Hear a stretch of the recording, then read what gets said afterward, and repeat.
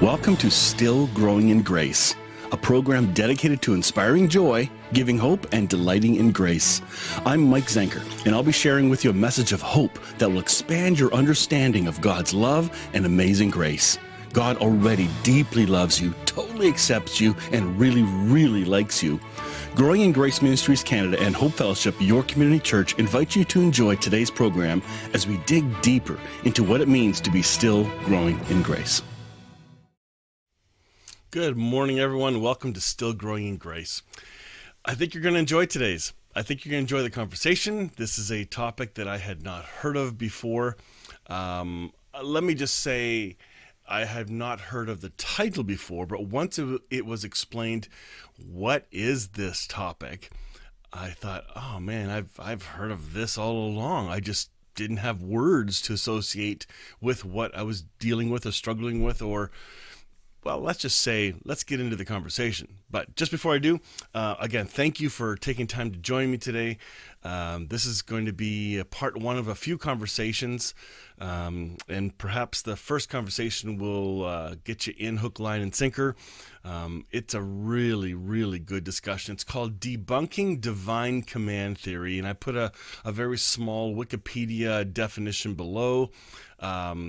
So it'll be explained as we have this discussion, and as you engage in hearing it, you're going to say at some point, oh yeah, okay, that's what this is.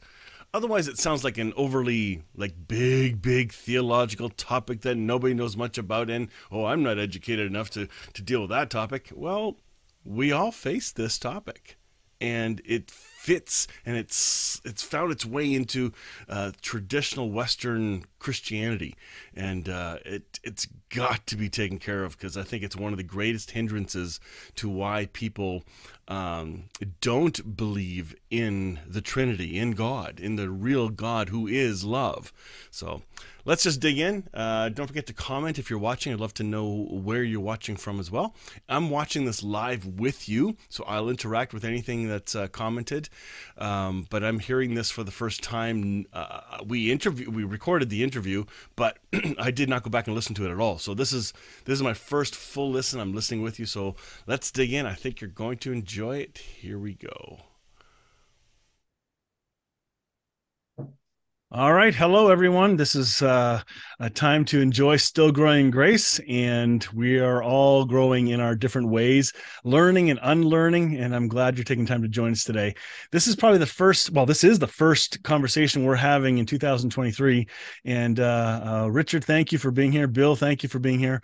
But we got a topic that I don't even understand what the topic is quite yet. I have an idea, but we thought, let's just be real and have this live conversation. You're going to see it pre-recorded, but when I rewatch it, it's very exciting to hear it for the first time again. And I think it's amazing. So let's do a quick catch up. Remind people where you live and just give us a 10-second summary of this New Year transition thing, because we're into a brand new year, and then we'll get into the topic. Okay, well, I'm down in Georgia, as is Bill, but I'll let him tell you that he is in Georgia. But I'm in Georgia, in Dalton, Georgia, just south of Chattanooga, across the Georgia line. And I'm a practicing attorney, but that's 10 seconds. That's awesome. Yeah, and I'm in Georgia as well. I'm closer to the Atlanta area. I'm in the kind of outskirts of Metro Atlanta in Cherokee County, in an area called Woodstock, and lived here for the better part of my life. And I run an audiovisual company day in, day out, and blessed with a beautiful wife and two high school age kids. And yeah, oh, that's the stress lines. Well, I got one in college, one in high school. Yeah. So yeah, that's cool. And I'm located in Southern Ontario, Kitchener-Waterloo area. I live in Elmira, Ontario, which is where I'm recording this from. I got a beautiful wife and three grown-up kids, and no kids at home at the moment. There you go. Two are moved out, and one is in college and comes back every once in a while. So that's our summary. All right. Richard, I gotta say this as maybe a compliment. Who knows? But you just mentioned you're an attorney, but all the stuff you're posting, it's like deep. It's like, what we can't even keep up with with all the posts of thoughts, and you're not even trying to build a ministry. And that's so, it seems like you're more free to write freely when you're not trying to do that because you have a different job. You didn't expect me to ask this, but does that connect to you? Like, do you sense that, or what's going on there? Because that's fun. Absolutely, absolutely. I'm just blessed that I can do that. I've often, I couldn't write a book now. I mean, I've written some books, some self-published stuff, but and I did it in the days when I was really vehement and gung ho and all that, and I don't regret any of it. I mean, but I'm at a place now where I just write because I like to write, and I like to share and express and bless and learn, and I don't like to be corrected, but I have none of us do. I'm learning to not be antagonistic about it. But anyway, yes, it's a lot of freedom because I do have another vocation that lets me kind of go and write just what's on me for the day. And the beautiful thing about Facebook is you can come back again next year, see what you wrote, correct it, edit it, streamline it. It literally is a book. It literally is each of us a book that we've written. And if anyone ever cares to really look at your life, they could just stream through your Facebook posts.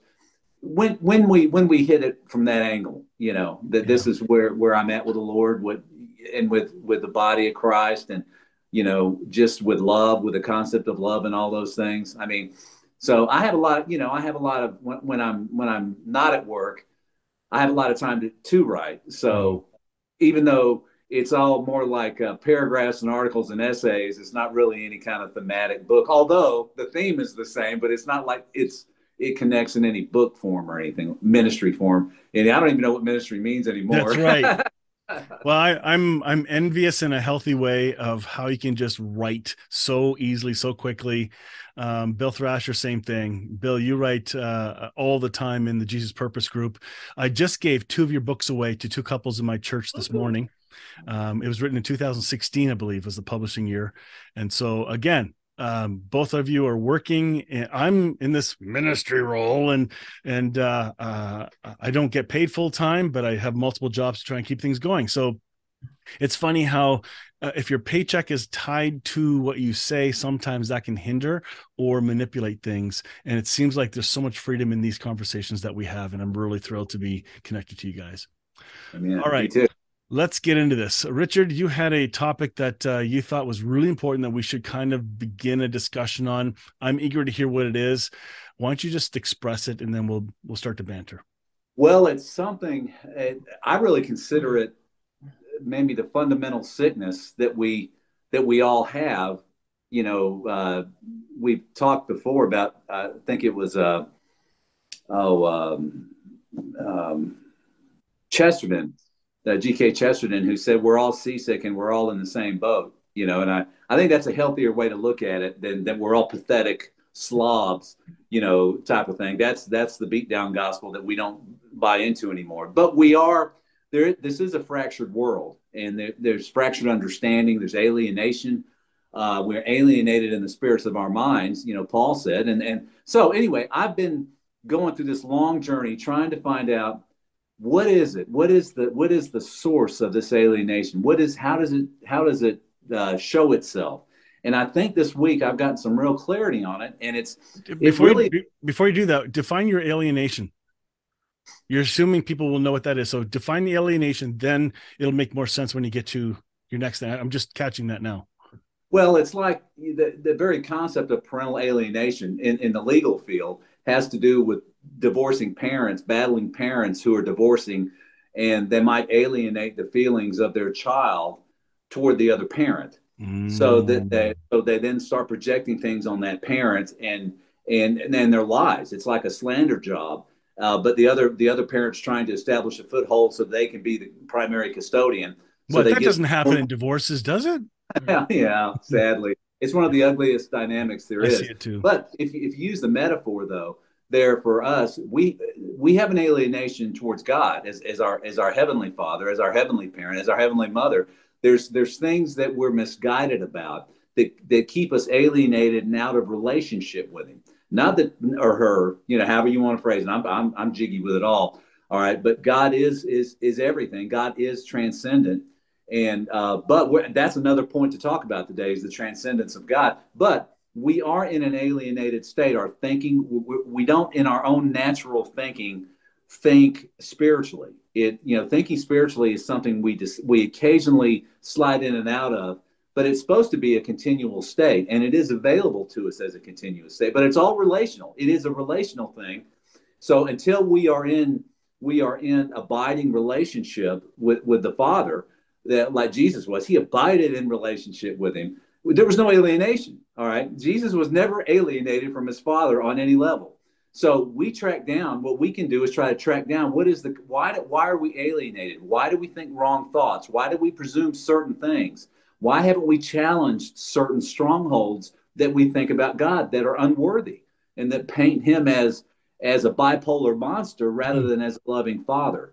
So having gone through all that, I feel like I've gotten some clarity this week and on this where this comes from, and whether people who practice what I'm about to share may have never heard the term of what it's called.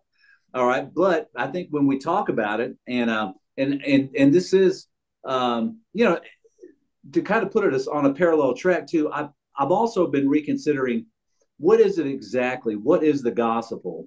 The gospel that we confess. I know what it was when I was born again. I know I confessed Jesus was Lord, but really, what is that the best way to say it? Because there's a lot of baggage with that phrase, and yet it's a wonderful phrase too. But what is the essence? Can we crack that nut open and see really what is it we're confessing? What is it to confess Jesus? All right.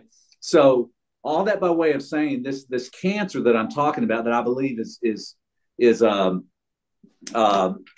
over the. Sorry, my screen just went off. We can still see you. You're fine. Okay. It's been recognized before as the divine command theory. All right. Now, the way the divine command theory works is it is a belief that there is no virtue apart from God, so that anything God does is automatically good, no matter how it looks. All right. So that they would read the Old Testament where God seems to be commanding rape, and they're called the war Genocide. rape, the war rape passages, or genocide. When God commands these things, well, it's not evil because God commanded. Because God commanding it makes it good. It makes it transcendently good. And I cannot tell you what an evil doctrine that is and how it perverts. We do it without even thinking about it. How many people have you heard, well, why do you follow that particular thing in the Old Testament? Well, it's God commanded it. If God commanded it, it's true and it's just. Because his ways are higher than my ways. Exactly. Him commanding it. I don't care how it sounds. I don't care if it's talking about stoning rebellious children, or stoning this person, or adulterers, or whatever. I'm doing all that. Killing, mauling, destroying, oppressing, afflicting with sickness. That because God commands it, it's good. All right. So, and they used to think this way in the ancient world, even about the gods. Plato hit the thing about, well, is something good because God commands it, or does God truly command it because it's good? All right. So think about that for a minute. Does God commanding it make it good so that we don't even, use our conscience to try to tap into what's going on here? So we're robots controlled by a program. Exactly. So this, you see a lot of this in Calvinist thoughts, that God commands it, that there's that double terrible decree, is the double predestination. Some of us are predestined. He commands us to go to hell before we're ever born, and others he commands to go to heaven, and it's all good because he commanded it. Him commanding it makes it good. Well, all right. So do you get the picture about that? I'll give you an example. Let me give you a perfect example. This is out of Luke 9. And y'all chime in at any point here, because this is really free flowing what we're doing. But this is Jesus going around, and listen to this. I'd never even noticed this particular part of the passage. And he's walking with the disciples, and he set his face. He's about to set his face to go to Jerusalem. He says in verse 51, And it came about when the days were approaching for his ascension. That's what I had never noticed before, his ascension. All right. So I think that's kind of a hint about what this is talking about. And his ascension, let's look at ourselves as we're walking along in the days of his ascension. He wants to ascend into everything. He wants to take us with him. He's ascending and he wants to take us with him. All right. But in the days that we're approaching for his ascension, that he resolutely set his face to go to Jerusalem. And he sent messengers on ahead of him. And they went and entered a village of the Samaritans to make arrangements for him. And they did not receive him because he was journeying with his face toward Jerusalem. And when his disciples, James and John, saw this, they said, Lord, do you want us to command fire to come down from heaven and consume them?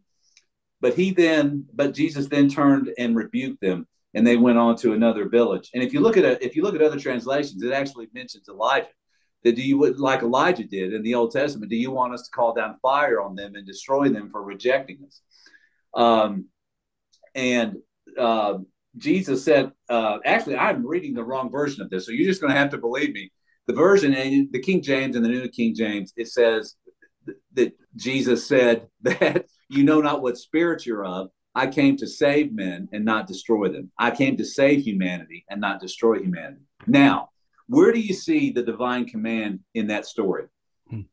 Where do you does anything leap out at you? Where does the divine? Well, from the disciples who are going back to the old way of thinking and saying, well, God obviously justified it there, therefore it must be good. Therefore, we must command the same thing onto the people who have rejected you, Jesus. Yeah, perfect. And imperfect, perfectly imperfect. In commanding that, what's the logic of it? No one's listening to God now. Yeah. All right. God isn't saying anything now but the thought is because he did it then, because he said it then. And that's the same way people are with the Old Testament today. Because God says that then.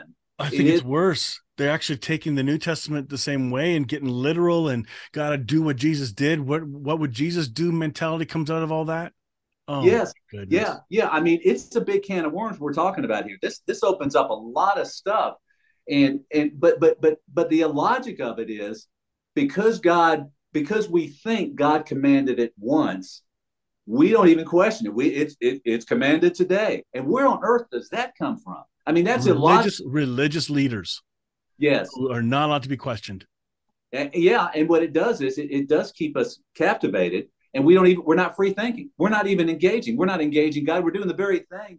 Jesus was so happy with Peter. I posted on this yesterday because he engaged with God. He said, "Oh, praise God, flesh and blood didn't tell you this, Peter, but my Father who's in heaven just told you that." That's what made Jesus happy was that Peter had an unmediated interaction with the Lord. So this whole thing about commands is really sick.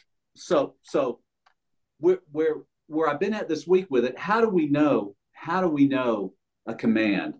All right. Let's say we think, even if we think God told us something, even if we think God is prompting us, is that all there is to it? Well, my best thought now is I'm being commanded, so I'm going to do it without questioning. I'm going to take my child up there and sacrifice him to the Lord like Abraham. Anybody could hear any bizarre thing and think it's commanded by God. So here's my question. What is it though? What there has to be a witness, an affirmation. Is this a command of God I'm following? I mean, he also commands us to love each other. But is that all there is to it? Oh, okay. He's commanded us to love. Okay, I'm going to love. I'm going to start loving, or does there have to be something that catalyzes it, something that goes with it? And I'm excited about what I think that catalyzing agent is. Okay. I think that catalyzing agent is the nature of Jesus. Okay. The things that will let me know that a message to go kill or rape or destroy, I know is not of God. How do I know that it's not of God? Because it's not of Jesus. Okay. And because Jesus lives in us. So then the Jesus nature, the Jesus goodness becomes we said the word earlier, but it becomes our prophylactic. It protects us from lapsing into poor judgment and into wrong judgments about God. And you see these wrong judgments all in the Old Testament. They're right there to see, the horrible things we. And even moreover, they continue beautifully, and I say this in a weird way, into the New Testament. transparently, right? Peter still doesn't have it all figured out. Exactly. Yeah. Quite some time. We see the allowance of this process take place, obviously through the Old Testament, and even into the emergent kind of conversation of this new way of thinking and understanding through the disciples, who become then,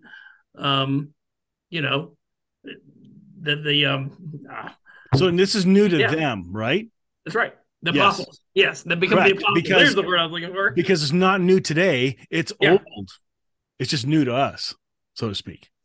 I think it's both. Right. But you know what I mean? Yeah. I think it's both. It's new to anyone who encounters the true nature of Christ for the first time. Yeah. Right. So while it's maybe not new in linear time, anytime someone walks into this presence of the living, breathing presence of Jesus, and we understand him from kind of manger to cross, and that life that he displayed and revealed to us, and that's the nature of God. That's the exact representation of the Father. And we get to compare that now to anything we think is divinely related. We start to walk more closely in alignment with what Richard's talking about, where we're, I guess, as Peter said, as Paul said, we have to take every thought captive, right? Take every single thought and go, okay, use Jesus as the measuring stick, right? Is this measure up to his level of love, to his standard of responsiveness to the Spirit? Every moment that we interact may be slightly different than we anticipate, because every moment is unique in how love may want to express itself. And that defies law. That defies sometimes even logic. It's not always cut and dry. We have to be walking in relationship with the Creator, who looks exactly like Jesus, in order to encounter that. It makes it much harder, but it also makes it much more beautiful, because we just give us the rules, give us the king, give us the edict, give us what we're supposed to do. We'll do it.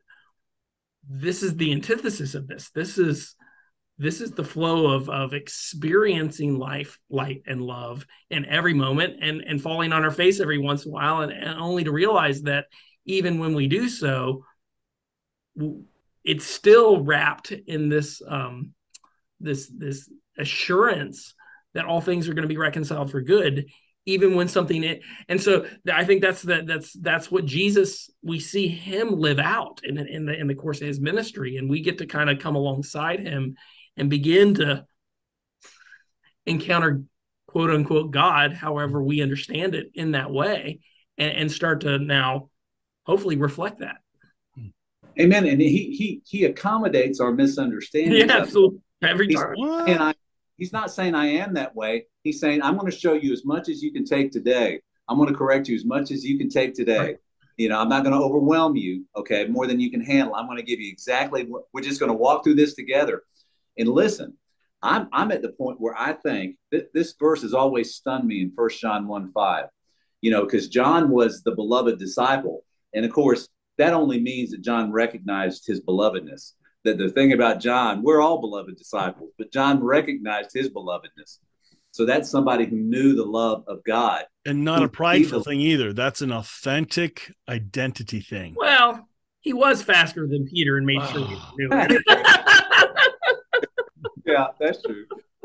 Sons of Thunder, right? That's right. So this is one of my favorite passages, and it's one of y'all's too, I know. But 1 John 1:5, John, the beloved, says this, and this is the message we have heard from Jesus and announced to you, that God is light, and in him is no darkness at all. That is the gospel. That's the gospel. That is it in its most distilled core form.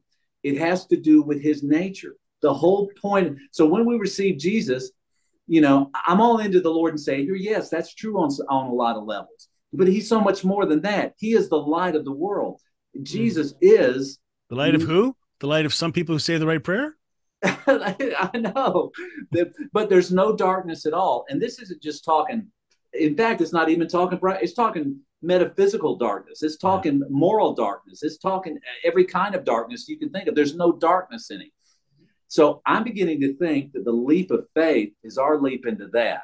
The leap of faith, I don't think we grow in our faith if we just take, okay, Jesus is Lord. Yeah, but he does command war rape, and he does command this, and he does command this, and he's going to smite us and eternally torture us if we don't obey him to the letter, and if we ever reject him. I mean, that is not the real Jesus.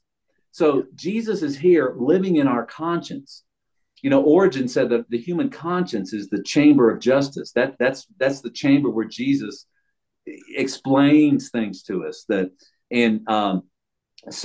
So can I take that step further just for a second?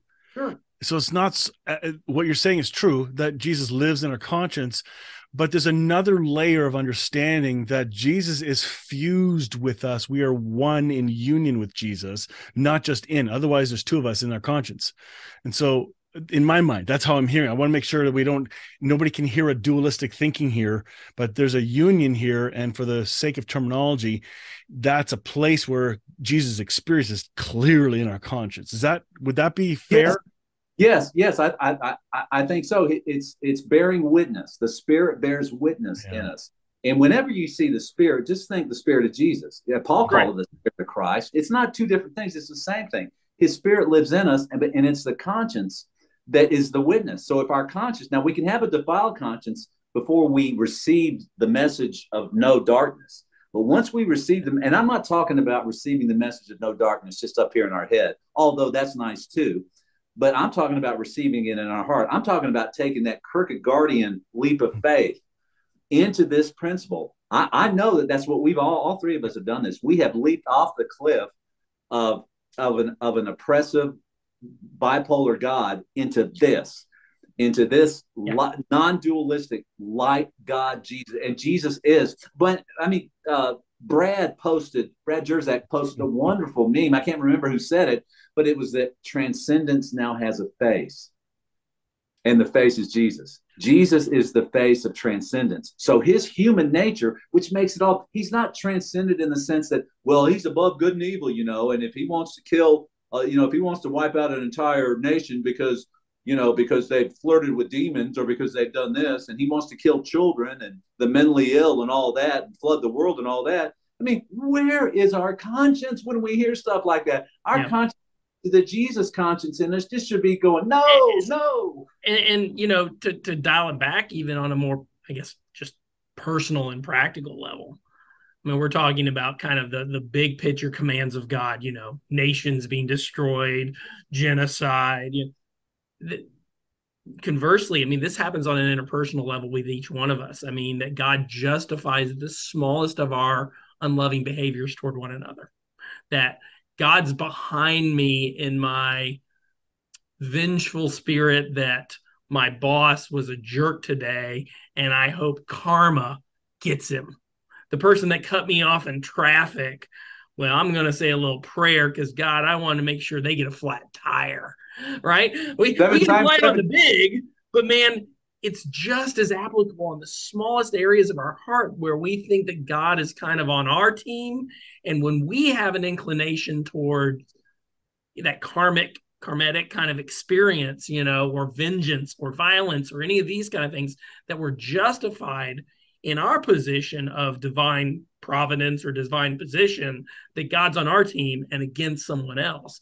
And I think that's what you're saying, Richard, is this is how, when you crack this Pandora's box open, how deep this rabbit hole really goes, of how it influences everything we do as people day in, day out, in every interaction of relationship we have with one another, with ourselves, with our society, with our environments, everything.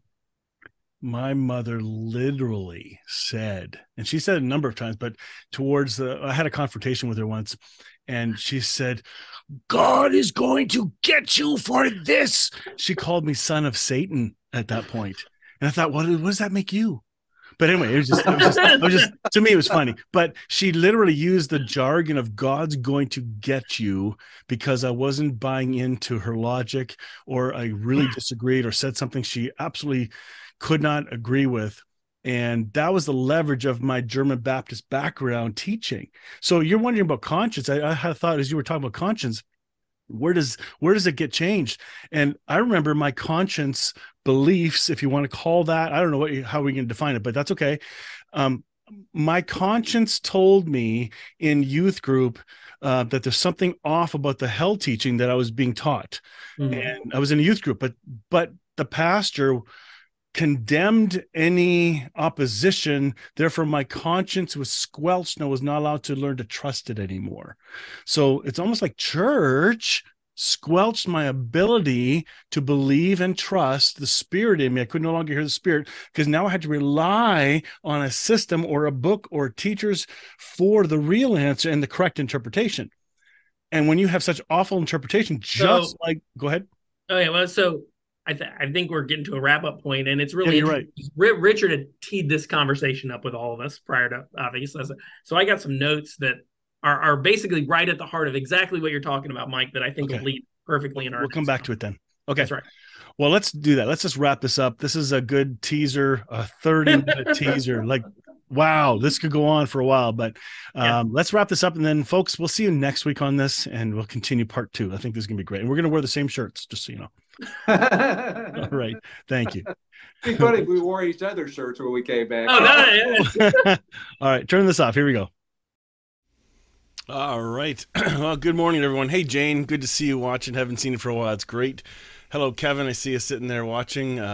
You obviously know those other guys. Where are you watching from? I'd love to know where. Jane, I think you're in New York. I think. At least in the state of New York. Anyway, I hope you enjoyed that. Part 2 is going to be next week. We're going to probably record a couple more on that topic.